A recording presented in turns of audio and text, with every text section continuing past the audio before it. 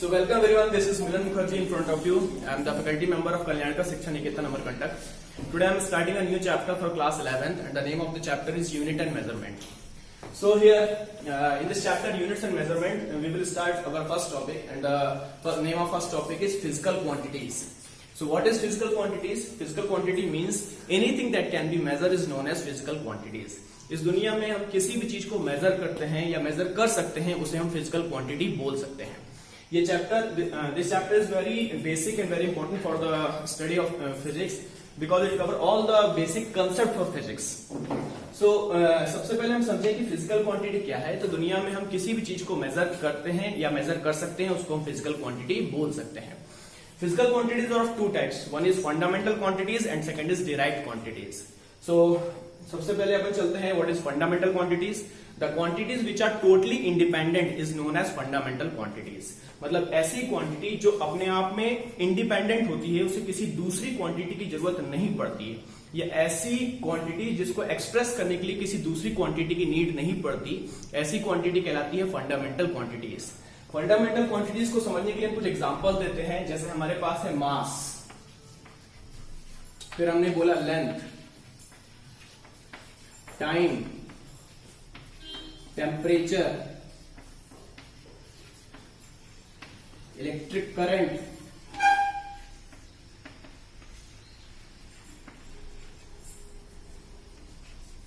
ये सारी क्वांटिटीज, इनको एक्सप्रेस करने के लिए मुझे किसी दूसरी फिजिकल क्वांटिटी की नीड नहीं पड़ती है.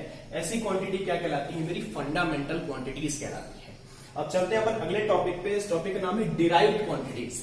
सो the quantities which are not independent और which are dependent to some other physical quantities is known as derived quantities. क्या मतलब हुआ? ऐसी फिजिकल क्वांटिटी जो कि किसी दूसरी फंडामेंटल क्वांटिटीज पे डिपेंडेंट होती हैं, ऐसी क्वांटिटी क्या कहलाती है? हमारी डिराइव्ड क्वांटिटीज.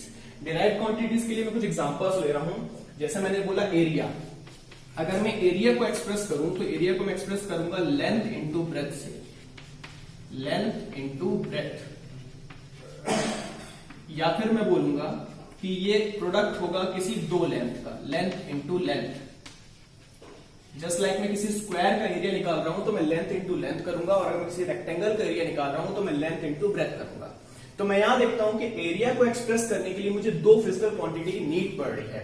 तो इस टाइप की क्वांटिटी क्या कहलाएगी? इस टाइप की क्वांटिटी कहलाएगी मेरी डिराइव्ड क्वांटिटीज. तो हम फिर से देखते हैं फंडामेंटल क्वांटिटीज. फंडामेंटल क्वांटिटीज को एक्सप्रेस करते टाइम मुझे किसी भी दूसरी क्वांटिटी की नीड नहीं पड़ी थी. लेकिन अगर मैं ऐसी क्वांटिटीज को जा रहा हूं जिसको एक्सप्रेस करने के लिए दूसरी क्वांटिटी की नीड पड़ रही है, तो वो क्या कहलाएगी? मेरी डिराइव्ड क्वांटिटी. जस्ट लाइक मैं अगर स्पीड की बात करूं तो स्पीड कैसे बनेगा? It is the ratio of distance to time. तो स्पीड का फॉर्मूला मेरा बनता है डिस्टेंस अपॉन टाइम. अब डिस्टेंस को फिजिकल क्वांटिटी वाइज समझो तो क्या? तो डिस्टेंस इज अ लेंथ,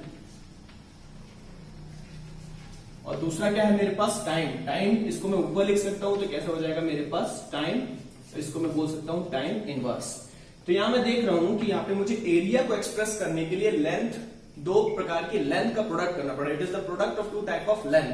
और अगर मैं स्पीड की बात कर रहा हूं तो मेरे को एक लेंथ और टाइम का इस्तेमाल करना पड़ रहा है. इन दोनों का यूज करके मैं स्पीड को एक्सप्रेस कर पा रहा हूं. तो ये क्वांटिटी मेरी क्या कहलाएगी? Derived quantities. तो अब चलते हैं अपन अगले टॉपिक पे. अगला टॉपिक है हमारा मेजरमेंट. अब हम समझते हैं कि मेजरमेंट क्या है, मेजरमेंट क्या होता है, उसको समझते हैं, उसको किस तरीके से परफॉर्म किया जाता है. तो मैं इसको रब कर रहा हूं.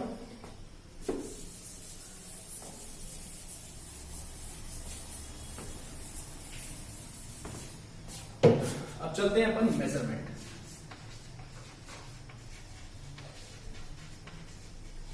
अगर मेजरमेंट को समझना है तो मैं सिंपल एक लाइन में बोल सकता हूं कि कंपैरिजन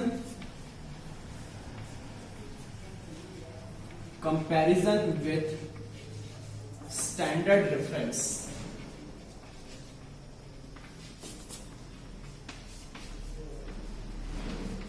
ऑफ सेम काइंड.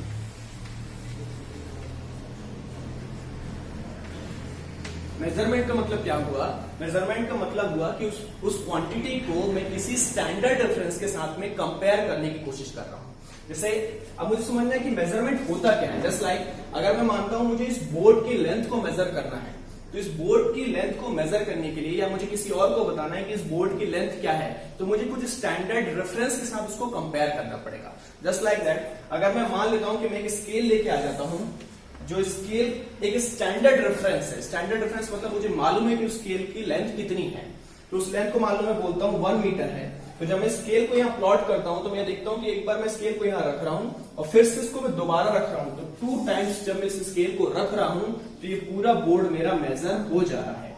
इसका मतलब ये हुआ कि अगर मैं 2 बार इस स्केल को रख देता हूं तो मेरा ये बोर्ड मेजर हो जा रहा है। तो ये 1 मीटर के स्केल को मैंने 2 बार यूज किया, मतलब मैंने 2 मीटर लेंथ को मेजर किया, तो मैं बोल सकता हूं कि जो मेरा बोर्ड है उसकी लेंथ क्या हो जाएगी, 2 मीटर हो जाएगी। मतलब अगर मुझे किसी रूम को मेजर करना है तो मेरे को एक स्टैंडर्ड रेफरेंस को लाना पड़ेगा।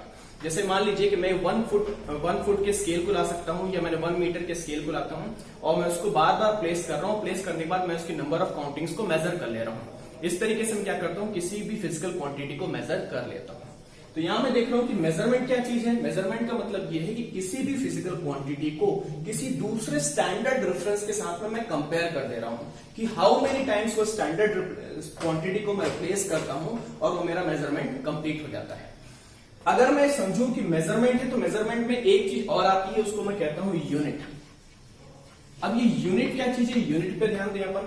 तो यूनिट, इस स्टैंडर्ड रेफरेंस को ही मैं यूनिट नाम दूंगा। जस्ट लाइक दैट, अगर स्केल को नापने के लिए मैंने 1 मीटर के स्केल को यूज किया हुआ है तो ये जो मीटर है मेरा स्टैंडर्ड यूनिट है। और अगर मान लीजिए इसी बोर्ड को मेजर करने के लिए मैं किसी 1 फुट के स्केल को यूज कर रहा हूं तो ये फुट यहाँ पे मेरी क्या बन जाएगा, स्टैंडर्ड रेफरेंस बन जाएगा। और इसी स्टैंडर्ड रेफरेंस को मैं क्या बोलूंगा, यूनिट बोलूंगा। तो यहाँ पे हमारा क्या होता है, मेजरमेंट हम समझते हैं और मेजरमेंट में हम यूनिट के रोल को समझते हैं। अब अगर हम समझे कि यूनिट क्या चीज है तो इसको मैं ऐसे समझूं कि अगली एज में, पुराने समय में अगर मुझे किसी चीज को मेजर करना होता था तो मैं छोटे छोटे कुछ रेफरेंसेस यूज कर लेता था और उससे मेजर कर लेता था। जैसे मेरा ये पाम का साइज हो गया, मेरा एक हैंड का साइज हो गया या कुछ और। तो जस्ट लाइक अगर मुझे यहां से लेकर यहां तक के डिस्टेंस को मेजर करना है तो मैं अपने पाम के साइज को यूज करके इसको मेजर कर सकता हूं। लेकिन ये रेफरेंस, अगर मैंने बोला कि इस बोर्ड से यहां तक की जो लेंथ होगी वो मेरा 4 पाम साइज होती है। अगर मैं किसी दूसरे पर्सन को एक्सप्लेन कर रहा हूं कि मेरी यहां से यहां तक की लेंथ 4 पाम साइज होती है, तो जरूरी नहीं है कि जब वो दोबारा इसको मेजर करे तो 4 पाम साइज निकले। क्यों? क्योंकि मेरे जो हाथ का साइज है वो अलग हो सकता है और किसी दूसरे इंसान के हाथ का साइज अलग हो सकता है। इसका मतलब जो ये मेरा रेफरेंस है वो स्टैंडर्ड नहीं है। तो अब मैं क्या करते हैं, इस टाइप की जितनी भी मेरे रेफरेंसेस थे उस तरीके से जो हम मेजरमेंट करते थे वो मेजरमेंट सही नहीं आता था। जब नहीं आता तो हम क्या करते हैं, हम कुछ स्टैंडर्ड रेफरेंसेस का यूज करते हैं। स्टैंडर्ड रेफरेंसेस कैसे, जैसे हम फुट स्केल का यूज करते हैं, मीटर स्केल का यूज करते हैं और भी दूसरी चीजों को यूज करते हैं। और इन्हीं चीजों को हम क्या बोलते हैं, स्टैंडर्ड यूनिट बोलते हैं। तो अब चलते हैं अपन अगले टॉपिक पे कि स्टैंडर्ड यूनिट और मेजरमेंट मिलके मुझे क्या मिलता है। तो मुझे किसी भी फिजिकल क्वांटिटी का मैग्नीट्यूड पता चलता है। अब हम समझते हैं मैग्नीट्यूड क्या होता है।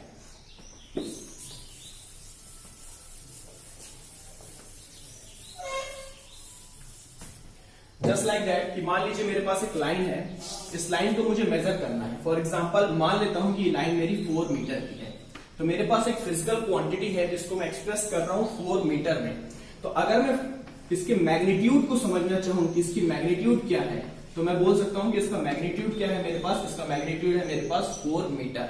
मतलब अगर मुझे मैग्नीट्यूड को समझना है तो मैग्नीट्यूड के पास 2 चीज होती है। एक इसके पास न्यूमेरिक वैल्यू होती है, और दूसरी क्या होती है, साथ में प्लस साइन में यूज नहीं करता हूं, दूसरी एक चीज होती है मेरे पास, इसको मैं क्या बोल रहा हूं, यूनिट बोल रहा हूं। तो अगर किसी भी क्वांटिटी की उसकी न्यूमेरिक वैल्यू और यूनिट मेरे पास अवेलेबल है तो मैं बोल सकता हूं कि उस फिजिकल क्वांटिटी का मैग्नीट्यूड मुझे पता है। फॉर एग्जाम्पल, अगर मैं मान लेता हूं कि किसी फिजिकल क्वांटिटी का मैग्नीट्यूड को मैं क्यू से दिखा रहा हूं, तो क्यू से दिखाने के लिए मेरे को क्या दिखेगा, मेरे पास 2 चीजें होना चाहिए। एक न्यूमेरिक वैल्यू होना चाहिए, साथ में उसकी यूनिट होना चाहिए। तो मान लेते हैं कि उसकी न्यूमेरिक वैल्यू को मैं एन से दिखाता हूं और यूनिट को मैं किस तरीके से दिखाता हूं, यू से दिखाता हूं। जैसे मैं बोल सकता हूं कि जो मैग्नीट्यूड है मेरा, ये क्या बन जाएगा मेरे पास, ये बन जाएगा मेरे पास 4 मीटर। अब इसी मैग्नीट्यूड को मैं कोई दूसरी यूनिट में भी यूज कर सकता हूं। कैसे यूज कर, अगर इसी फिजिकल क्वांटिटी को मैं लिखता हूं Q is equals to 4 metre, अगर मेरे पास ये लेंथ 4 मीटर की है तो इसको किसी दूसरी यूनिट में भी एक्सप्रेस कर सकते हैं। दूसरी यूनिट में एक्सप्रेस करने के लिए मैं 4 मीटर को 400 सेंटीमीटर के फॉर्म में लिख सकता हूं। तो अगर मैंने बोला कि इसी क्वांटिटी को मैंने कैसे लिखा, Q is equals to 4 metre और या फिर मैंने बोला 400 सेंटीमीटर, इस बार मैंने क्या किया हुआ है, इस बार मैंने कुछ अलग न्यूमेरिक वैल्यू ली हुई है और कुछ अलग यूनिट लिया हुआ है। तो इसको मैं इस तरीके से बोल सकता हूं कि इसको मान लीजिए मैं N1 नाम देता हूं, इसको मैं U1 नाम देता हूं। इसी तरीके से इसको मैं N2 नाम देता हूं और इसको मैं क्या नाम देता हूं, U2 नाम देता हूं। तो मैं यहां देख सकता हूं कि अगर मेरा N बढ़ रहा है, अगर मेरा N बढ़ रहा है, N मेरा अगर मान लीजिए छोटा है तो मैं देख रहा हूं मेरा यूनिट मेरी बड़ी जाएगी, और अगर मैं देख रहा हूं न्यूमेरिक वैल्यू अगर मैं बड़ी लूंगा तो मेरे को क्या करना पड़ेगा, छोटी यूनिट यूज करना पड़ेगा। मतलब मैं इसको ऐसे बोल सकता हूं कि N is inversely proportional to U।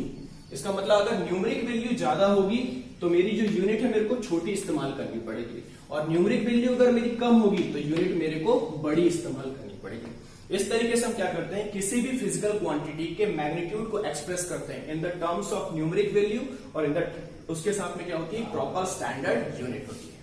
तो अब हम चलते हैं आगे टॉपिक पे। अपना अगला टॉपिक है स्टैंडर्ड यूनिट। अब स्टैंडर्ड यूनिट क्या होती है, किस प्रकार की होती है, उस पर अपन ध्यान देते हैं।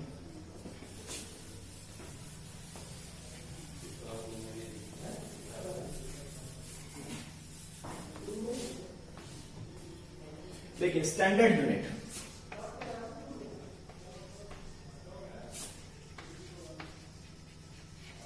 तो अभी हमने डिस्कस कर लिया कि कोई भी स्टैंडर्ड रेफरेंस होता है हमारे पास तो उसको हम क्या बोलते हैं, स्टैंडर्ड यूनिट। स्टैंडर्ड यूनिट भी मेरे पास दो टाइप की होगी, एक होगी मेरे पास फंडामेंटल यूनिट्स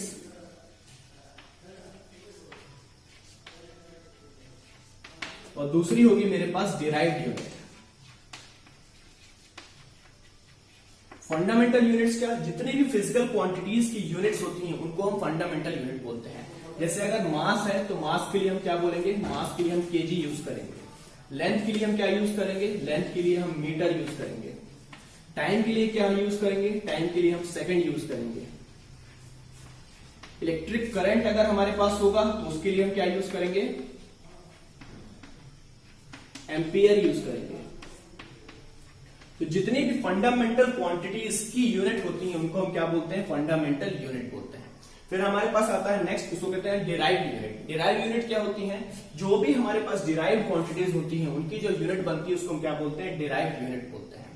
फंडामेंटल यूनिट अपने आप में इंडिपेंडेंट होती है, इसको किसी भी दूसरी यूनिट की नीड नहीं होती है, लेकिन डिराइव्ड यूनिट जो होती है आपस में इंडिपेंडेंट नहीं होती है, इससे किसी दूसरी की नीड होती है। जस्ट लाइक एरिया, अगर मैं एरिया को समझूं तो एरिया की यूनिट होगी मेरे पास metre square.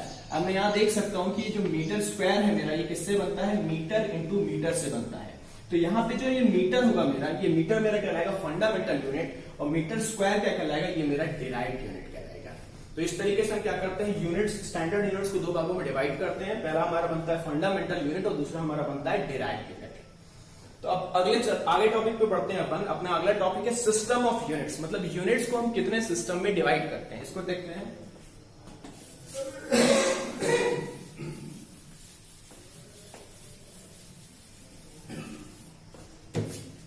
System of units,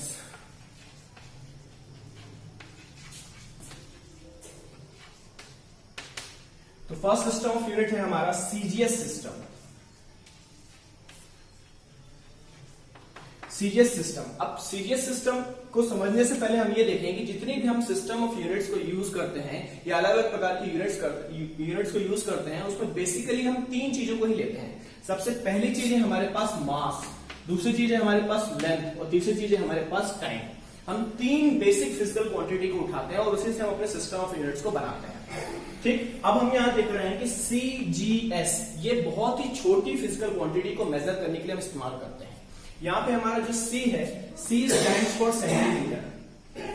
मतलब अगर मुझे लेंथ को मेजर करना है सीजीएस सिस्टम में तो मैं C के लिए क्या इस्तेमाल करूंगा, सेंटीमीटर इस्तेमाल करूंगा। C stands for centimetre. मतलब मुझे अगर किसी लेंथ को मेजर करना है, बहुत ही छोटे से लेंथ को मेजर करना है, तो मैं क्या यूज करूंगा, सेंटीमीटर का इस्तेमाल करूंगा। इसी तरीके से अगर मुझे किसी मास को मेजर करना है, बहुत ही छोटे से मास को मेजर करना है, तो मैं क्या यूज करूंगा, G यूज करूंगा। G किस लिए यूज होता है, G मेरा ग्राम के लिए यूज होता है। और अगर मुझे टाइम को मेजर करना है तो टाइम को मेजर करने के लिए क्या करूंगा, मैं सेकंड का इस्तेमाल करूंगा। और सेकंड जहां तक है मेरी, हम एक एब्सोल्यूट क्वांटिटी की तरह बिहेव करते हैं और जो बहुत ज्यादा चेंज नहीं होता है। तो यहाँ पे मेरे पास एक सिस्टम ऑफ यूनिट मिल रहा है। ये सिस्टम ऑफ यूनिट क्या कहला रहा है, CGS यूनिट। CGS यूनिट मतलब लेंथ को हम मेजर करेंगे सेंटीमीटर में, मास को हम मेजर करेंगे ग्राम में, और टाइम को हम मेजर करेंगे सेकंड में। तो अब चलते हैं अपन दूसरी यूनिट पे। हमारी दूसरी यूनिट है FPS सिस्टम। FPS सिस्टम क्या होगा, इसको समझिए अपन जरा। तो हमने बोला कि हमारे पास दूसरा सिस्टम है, इसको बोला हमने FPS सिस्टम। FPS सिस्टम में क्या होता है, FPS सिस्टम में हम लेंथ को मेजर करते हैं फुट में, लेंथ को हम मेजर करते हैं फुट में, मास को मेजर करते हैं हम पाउंड में। P stand for pound, F stand for foot, P stand for pound. Length को मेजर किया हमने फुट में, मास को मेजर किया हमने पाउंड में, और टाइम को हम मेजर करते हैं सेकंड में। तो ये हमारा सेकंड सिस्टम ऑफ यूनिट है जो कहलाता है हमारे पास FPS सिस्टम ऑफ यूनिट। अब चलते हैं अपन अगले सिस्टम ऑफ यूनिट पे, जो कि हमारा थर्ड सिस्टम ऑफ यूनिट है, उसको हम बोल रहे हैं MKS सिस्टम। अब MKS सिस्टम पे ध्यान देते हैं, ये कैसा है। तो हमने लिया थर्ड सिस्टम ऑफ यूनिट और इसको हमने बोला MKS सिस्टम। अब MKS सिस्टम में क्या, MKS सिस्टम में हम लेंथ को मेजर करते हैं मीटर में, M स्टैंड फॉर मीटर। ठीक, इसी तरीके से जो मास होगा मेरा, मास को हम मेजर करते हैं किलोग्राम में, मास को हम मेजर करते हैं kilogram, K stand for kilogram, और टाइम को हम मेजर करते हैं सेकंड में। तो ये हमारे पास थर्ड सिस्टम ऑफ यूनिट है जिसको मैं क्या बोल रहा हूं, MKS system. MKS system mostly हमारे इंडिया में यूज करते हैं। इंडिया में हम लेंथ को मीटर में यूज करते हैं, मास को किलोग्राम में यूज करते हैं, और टाइम को सेकंड में यूज करते हैं। अब चलते हैं हमारे एक दूसरा सिस्टम ऑफ यूनिट है जिसको हम बोल रहे हैं SI सिस्टम। SI वर्ड क्या है, SI वर्ड होता है सिस्टम, एक फ्रांस का एक वर्ड है जिसको बोला जाता है सिस्टम इंटरनेशनल। सिस्टम इंटरनेशनल का मतलब ये हुआ कि हम ये देखते हैं कि अलग अलग कंट्रीज में हम अलग अलग प्रकार की यूनिट का इस्तेमाल करते हैं। जैसे हम देखते हैं कि ब्रिटेन में, या ब्रिटेन के जो इंजीनियर्स हैं, ब्रिटेन के जो साइंटिस्ट हैं, वो FPS सिस्टम का इस्तेमाल करते हैं अपने मेजरमेंट में, और जो इंडियन इंजीनियर्स और इंडियन साइंटिस्ट हैं वो MKS सिस्टम का इस्तेमाल करते हैं। तो जब भी ये ग्लोबली आपस में कंबाइन करके किसी प्रोजेक्ट पे काम करते हैं तो सिस्टम ऑफ यूनिट्स की बहुत बड़ी प्रॉब्लम आती है। इस प्रॉब्लम को दूर करने के लिए एक नया सिस्टम ऑफ यूनिट बनाया गया है। उस सिस्टम ऑफ यूनिट को हम क्या कहते हैं, SI based fundamental units and quantities. तो इसको समझते हैं ये क्या चीज है। तो यहां से मैं थर्ड बोलता हूं MKPS, और फोर्थ में सिस्टम ले रहा हूं SI बेस्ड सिस्टम। तो ये अलग से अपन समझ रहे हैं कि ये चीज क्या है, इसको देखते हैं अपन।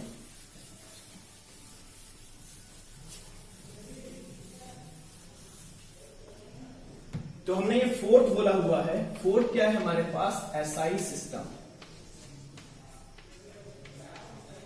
अब इस SI सिस्टम में फिर ध्यान देते हैं। SI शब्द का मतलब क्या, SI शब्द होता है सिस्टम इंटरनेशनल, ऐसा सिस्टम जो कि इंटरनेशनली वैलिड हो, ये क्या कहलाता है, मेरा SI सिस्टम कहलाता है। SI सिस्टम में क्या करते हैं हम, हमारे पास बेसिक फंडामेंटल क्वांटिटीज को हमने 7 बनाई हैं, और उन 7 फंडामेंटल क्वांटिटीज की कुछ यूनिट्स को सेट किया गया है। तो वो 7 फंडामेंटल क्वांटिटीज क्या है उस पर डिस्कस करते हैं अपन। तो जो पहली फंडामेंटल क्वांटिटी है वो हमारे पास है मास, जिसकी SI यूनिट होती है आपकी किलोग्राम।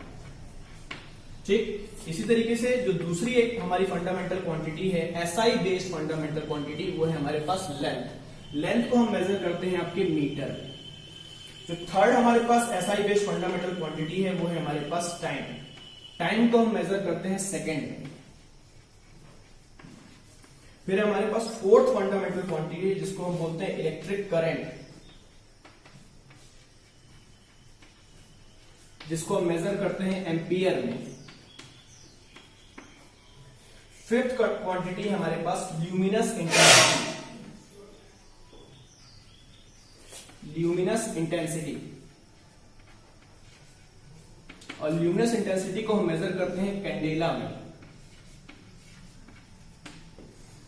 सिक्स्थ क्वांटिटी हमारे पास अमाउंट ऑफ सब्सटेंसेस,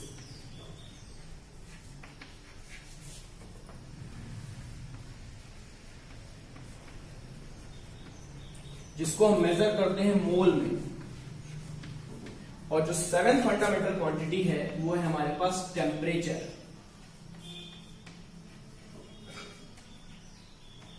जिसको हम मेजर करते हैं केल्विन में।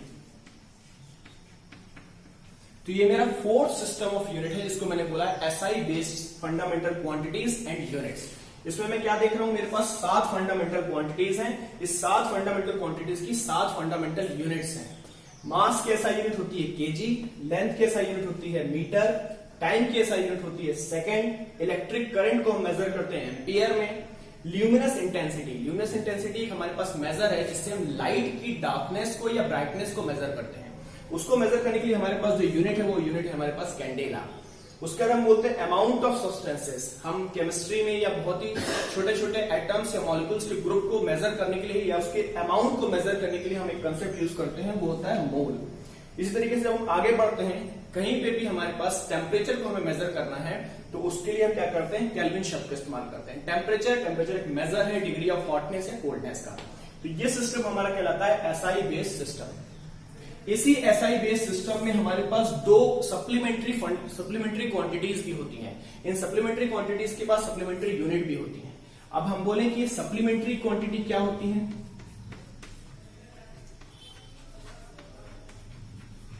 सप्लीमेंट्री क्वांटिटीज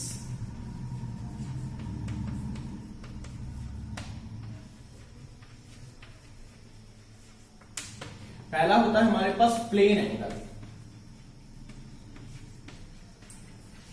प्लेन एंगल क्या चीज होती है, प्लेन एंगल मोस्टली हम डायरेक्शन को एक्सप्रेस करने के लिए यूज करते हैं। अगर प्लेन एंगल जो है ये किसी भी प्लेन ऑफ पेपर या किसी भी प्लेन पे एक्सप्रेस करके मैं दिखा सकता हूं। जस्ट लाइक अगर मैंने बोला कि एक रे मेरी ये जा रही है और एक रे मेरी ये जा रही है, इन दोनों रे के बीच के डायरेक्शन को मुझे एक्सप्रेस करना है तो मुझे प्लेन एंगल का यूज करना पड़ेगा। मोस्टली प्लेन एंगल को मैं थीटा सिंबल से शो करता हूं। तो ये क्या होता है, मेरे पास 2D दुनिया का एंगल होता है, इसको मैं क्या बोलता हूं, प्लेन एंगल। प्लेन एंगल को अगर मैं मैथमेटिकली समझने की कोशिश करूं तो मेरे पास एक फॉर्मूला होता है एंगल का। प्लेन एंगल का फॉर्मूला होता है arc upon radius. Arc upon radius मतलब ये हुआ कि अगर मुझे इस एंगल को मेजर करना है तो मैं इसको ऐसे एक्सप्रेस कर सकता हूं कि इस एंगल को मैंने एक सर्कल के अंदर इमेजिन करना है। मैंने बोला कि मेरे पास ये 2 रे कंसीडर कर ली जो कि सेम लेंथ की है और इसको मैंने क्या बोल दिया, ये भी मेरा रेडियस आर है और ये भी मेरा रेडियस आर है।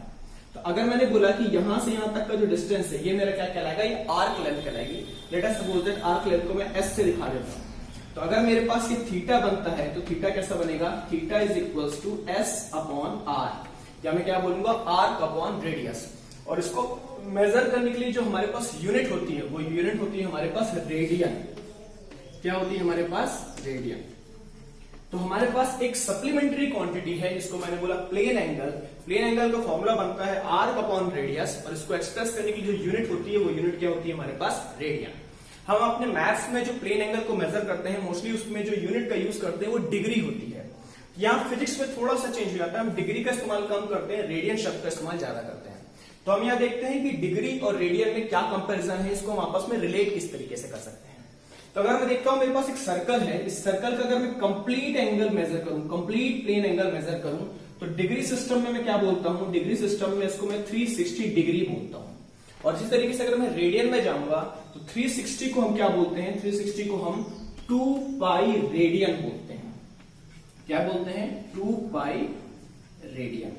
तो हम यहां देख रहे हैं कि अगर हमारे पास पूरा 360 एंगल होगा तो 360 को हम कैसे दिखाएंगे, 2 पाई रेडियन के फॉर्म में दिखाएंगे।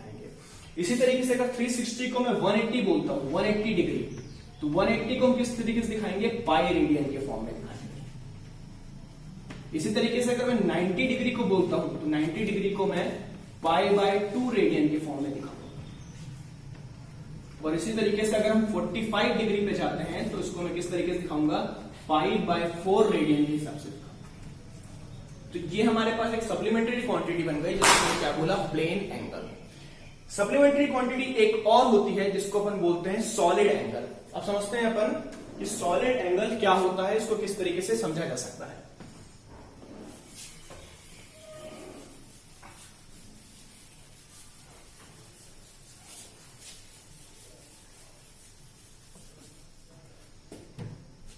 जो सेकेंड टॉपिक बन रहा है हमारा, वो बन रहा है हमारे पास सॉलिड एंगल। सॉलिड एंगल क्या है, सॉलिड एंगल हमारा 3D दुनिया का एंगल है। कैसा, लेट अस सपोज दैट कि अगर मैं कुछ ऐसा एंगल इमेजिन करता हूं,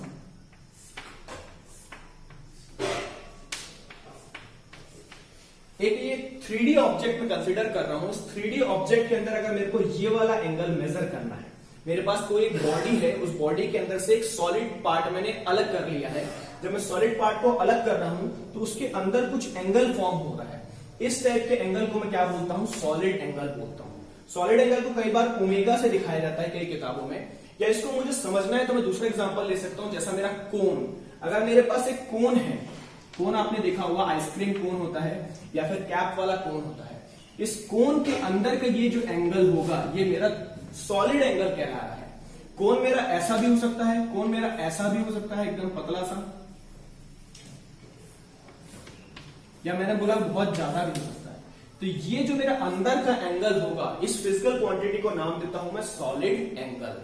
मतलब अगर मैं प्लेन एंगल और सॉलिड एंगल को कंपेयर करूं तो प्लेन एंगल मेरा 2D दुनिया का एंगल होता है, it is angle of 2D world, और ये जो मेरा एंगल होता है ये मेरा 3D दुनिया का एंगल होता है। तो इसको मैं क्या नाम देता हूं? Solid angle. अब सॉलिड एंगल को अगर मुझे समझना है तो इसको मैं किस तरीके से समझ सकता हूं? तो मैं मान लेता हूं कि मेरे पास कोई स्फेरिकल ऑब्जेक्ट है, मेरे पास कोई बॉल है। इस बॉल का एक टुकड़ा मैं अलग इमेजिन कर रहा हूं, और इस टुकड़े का जो एंगल है, इस एंगल को मान लीजिए मैं ओमेगा से दिखा रहा हूं। ये मेरा क्या है मेरे पास? चलिए मान लीजिए सॉलिड एंगल बोलता हूं। तो ये जो सॉलिड एंगल मेरा बनेगा, इस सॉलिड एंगल का फॉर्मूला क्या बनेगा? सबसे पहले तो मेरे को क्या करना पड़ेगा? ये एरिया चेक करना पड़ेगा कि ये एरिया क्या है मेरे पास। तो मैं क्या बोलूंगा? आर्क एरिया, कि कितना एरिया मेरा कवर हो रहा है। और दूसरा मैं क्या देखूंगा कि ये मेरे को रेडियस क्या मिल रहा है। तो आर्क एरिया अपॉन का क्या बन जाएगा मेरे पास? Radius to the whole square. तो अब हम क्या करते हैं? इस आर्क से बनने वाले एरिया को सिंपली मैं सरफेस एरिया या सिंपली एरिया नाम भी दे देता हूं। तो मैं क्या बोलूंगा? एरिया अपॉन रेडियस का होल स्क्वायर। यहाँ पे जो मेरा प्लेन एंगल का फॉर्मूला बन रहा है वो बन रहा है आर्क अपॉन रेडियस, क्योंकि 2D दुनिया का एंगल है। यहाँ पे 1 डायमेंशनल क्वांटिटी का इस्तेमाल किया गया है। सिंपली मेरा आर्क लिया गया है और रेडियस दिया गया है। लेकिन जब मैं इधर जाता हूं तो मेरे को यहाँ पे पीछे इसका एक एरिया मिलता है। तो ये क्या बन जाएगा मेरा? एरिया, और रेडियस के साथ में क्या करूंगा? रेडियस का स्क्वायर कर दूंगा। तो ये मेरा क्या कहलाता है? Solid angle. और सॉलिड एंगल को जो हम मेजर करते हैं उसकी जो यूनिट होती है वो यूनिट होती है मेरे पास स्टेरेडियन। मैं एक बार फिर से रिपीट कर रहा हूं, प्लेन एंगल को मेजर करते हैं हम रेडियन में और सॉलिड एंगल को हम मेजर करते हैं स्टेरेडियन में। तो कुछ टॉपिक हमने कवर किए हैं। इस टॉपिक में, इस चैप्टर में हमने क्या क्या देखा हुआ है? इस चैप्टर में हमने फिजिकल क्वांटिटी के बारे में जाना हुआ है, फंडामेंटल क्वांटिटी के बारे में जाना है, डिराइव क्वांटिटी के बारे में जाना है, यूनिट्स के बारे में जाना है, मेजरमेंट क्या होता है उसको समझा है, सिस्टम ऑफ यूनिट्स कितने प्रकार की होती है वो समझा है, एसआई बेस्ड सिस्टम क्या होता है उसको समझा है। एसआई बेस्ड सिस्टम में हमारे पास 7 क्वांटिटीज होती हैं। फिर हमारे पास सप्लीमेंट्री क्वांटिटीज होती है। सप्लीमेंट्री क्वांटिटी हमारे पास 2 टाइप की होती है, उसके फॉर्मूले क्या होते हैं और उसके यूनिट्स क्या होती है। कुछ टॉपिक हम कवर करेंगे अपने आगे वीडियो में। तब तक के लिए इसको रिवाइज कीजिए, समझिए। Thank you, thanks a lot.